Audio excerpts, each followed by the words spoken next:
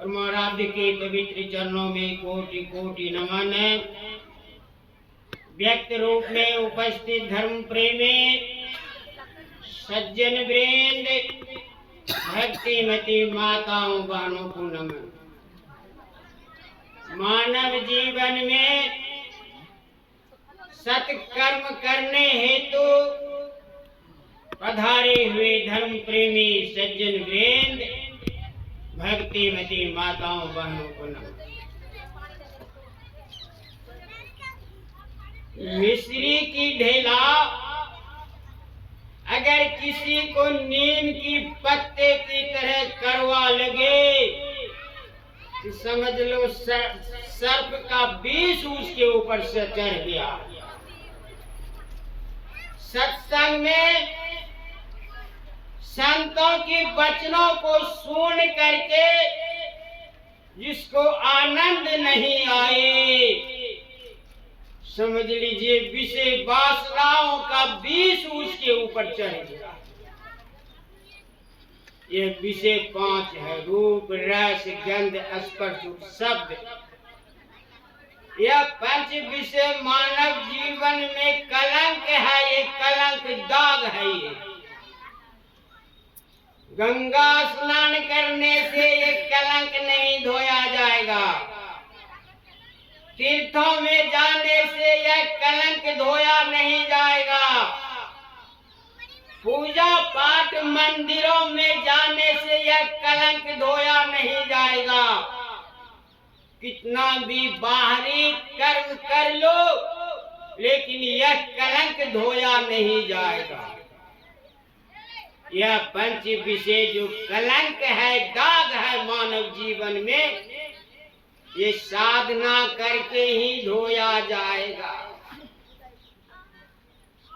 बहुत देर से सत्संग की महिमा के बारे में हम लोग सुन रहे, गुरु की महिमा के बारे में सुन रहे थे। सुखदेव मुनि सुलह कला से परिपूर्ण थे, लेकिन गुरु नहीं थे। वैकुंठ से वापस भेज दिए सुखदेव मुनि के, जाओ तुमको गुरु नहीं।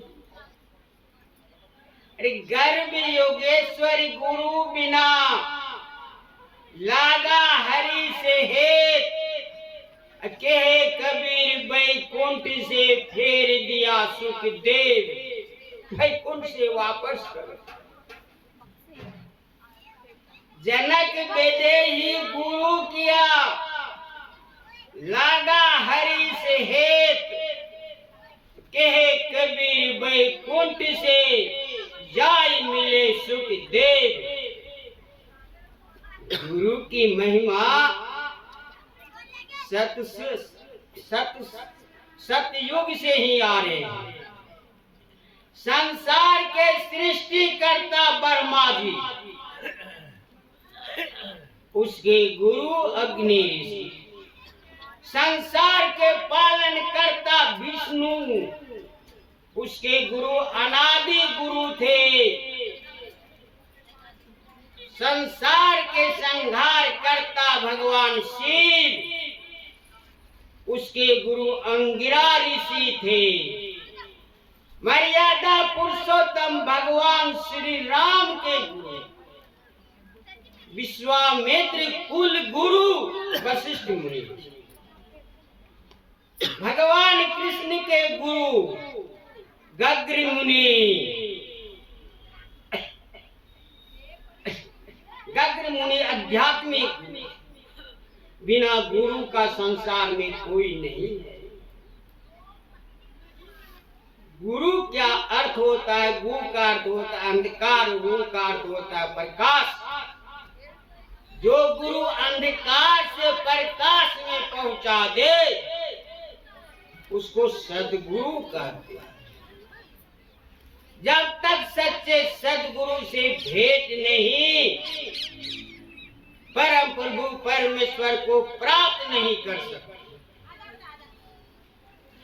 जब सृष्टि के कण कण में और सबके अंदर में वो परम प्रभु परमेश्वर है, फिर मिलता क्यों नहीं? गुरु वाक्य लभ्यते, जब तक सच्चे सदगुरु नहीं मिलेंगे और जुगती नहीं जानेंगे और जुगती जान करके साधन भजन ध्यान करेंगे तो अपने अंदर में ही वो परम प्रभु परमेश्वर को प्राप्त करेंगे। ऐसे ही एक जगह सत्संग हो रहे थे, अचानक भूकंप आ गए। जितने भी सज्जन थे सुनने वाले सब अपने अपने घर चले गए। यहाँ तो भूकंप का झटका आ गए, मर जाएंगे सब हम सत्संग में।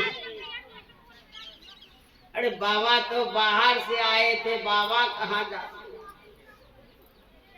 बाबा मंच पर ही ध्यान कर रहे हैं।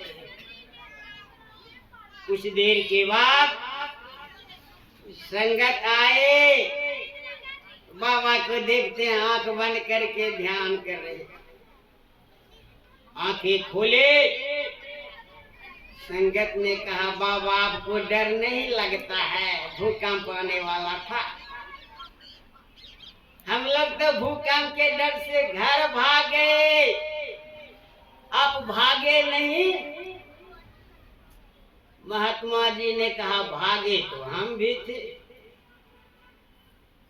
संगत कहने लगे महाराज आप झूठ बोलते हैं। अरे हम तो घर भाग गए भूकंप के डर से, मरने के डर से। आप तो मंच पर बैठ कर के ध्यान कर रहे थे और कहते थे कि हम भी भागे हैं। भागे तो हम भी थे, लेकिन भागने में थोड़ा अंतर है। वो अंतर क्या है? आप उस घर में जाकर के भागे जिस घर से काल ने तुम्हारे पिताजी को लेकर के चले गए। आप उस घर में जाकर के भागे जिस घर से तेरी माता जी को लेकर के काल ने चला गया। और एक दिन उस घर में भागने से काल तुम्हें भी लेकर के चले जाए। हम उस घर में भागे जिस घर में भागने से काल का दाल नहीं गलता। उस घर में भागे। हम लोगों को गुरुदेव ने जुगती बतला दिए है। उस जुगती से अगर हम ध्यान भजन करेंगे तो काल के मुख में जाने से बच जाएंगे, जलती हुई चिता में जाने से बच जाएंगे। आज गुरु के बारे में क्या कहना? घर घर में गुरु फिरते हैं। स्टेशन पर जाकर के देखिए, प्लेटफार्म पर गुरु मिलते हैं, बस अड्डे पर गुरु मिलते हैं। ऐसे ही एक चौराहे पर सूरदास हंस रहे थे। एक सज्जन पहुंचेंगे, महाराज आप तो सूरदास हैं, क्या देख करके हंस रहे हैं? सूरदास ने कहा हम भगवान को देख लिया, भगवान को देख लिया। उस सज्जन ने कहा हमको नहीं भगवान का दर्शन करा दोगे? सूरदास ने कहा पहले हमारे जैसे बनो तब भगवान का दर्शन होगा। महाराज आपके जैसा कैसे बने हैं? कहा ये चाकू लो, चाकू से दोनों आंख निकाल दो, सूरदास हो जा, भगवान का दर्शन होगा। वो गांव के भोले भाले सज्जन चाकू से दोनों आंख को निकाल लिए, सूरदास हो गए।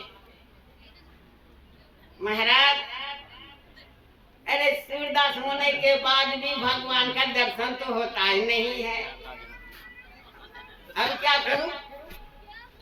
कहा सुनो, इस माछी बारे में हम एक ही सूरदास थे।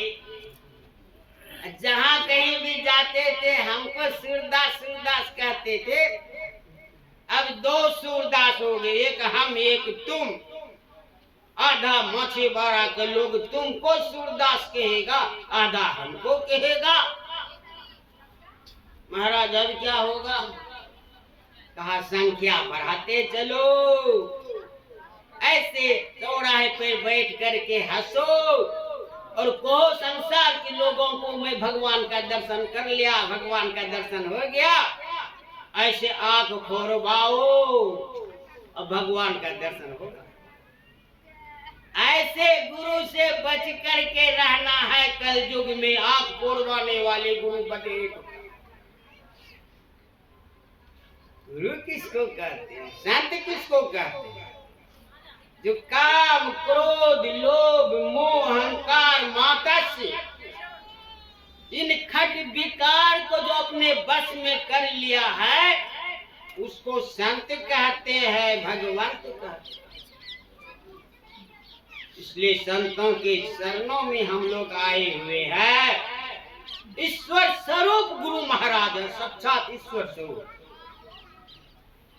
और हम लोग भजन भेद भी ले लिए हैं, जुगती भी जान लिए, लेकिन ध्यान नहीं करते हैं, जप नहीं करते हैं, सिमरन नहीं करते हैं, भजन नहीं। अति दुर्लभ है तन मानुष का, यह पारस ज्ञान विचारिए जी। गुरु मंत्र दिए जो दया करके, इन्हें श्वास में श्वास उच्चारिए जी। प्रभु प्रीति की रीति पर ज्वाल करे और पाप के बीज को जारिए जी। दुख भंजन नाम निरंजन का, इन्हें मत भूल विसारिए। जो गुरु महाराज से जुगती जान लिया है, उसको तो मानस जप, मानस ध्यान, दृष्टि योग की क्रिया करना पड़ता। और हम लोगों को गुरु महाराज का असीम कृपा है कि जुगती बतला दिए। अरे तीर्थों में जाने से पुण्य मिलता है, तीर्थ हमारे पास नहीं आता है। संतों के सत्संग में बैठने मात्र से ही पुण्य मिलता है। यहाँ बैठने मात्र से ही पुण्य मिलता है संतों का संग करने से। जब द्रव ही दीन दयाल राघव साधु संगति पाइए, यही दरस परस समागमादिक पाप रास नसाई। अरे संतों का दर्शन बड़ा दुर्लभ से होता है। ऐसे संतों का दर्शन हम लोगों को नित्य प्रति हो रहे हैं। कण कण में विराजमान है गुरुदेव। यह मत समझ ले कि ये कागज का तस्वीर। अरे गुरु महाराज कहाँ नहीं है, सबके अपने हृदय में है, सर्वत्र है। खोजो, खोजने का योग्यता हम लोगों को गुरुदेव ने दे दिया है। खोजेंगे तब मिलेगा। बाहर बाहर खोजने से क्या मिलेगा? अपने अंदर में प्रवेश करो और अपने अंदर में जाने से ही परम प्रभु परमेश्वर को प्राप्त कर लेंगे। और दुनिया में कोई रास्ता नहीं है बाहर भटकते रहने। श्री सद्गुरु महाराज की जय।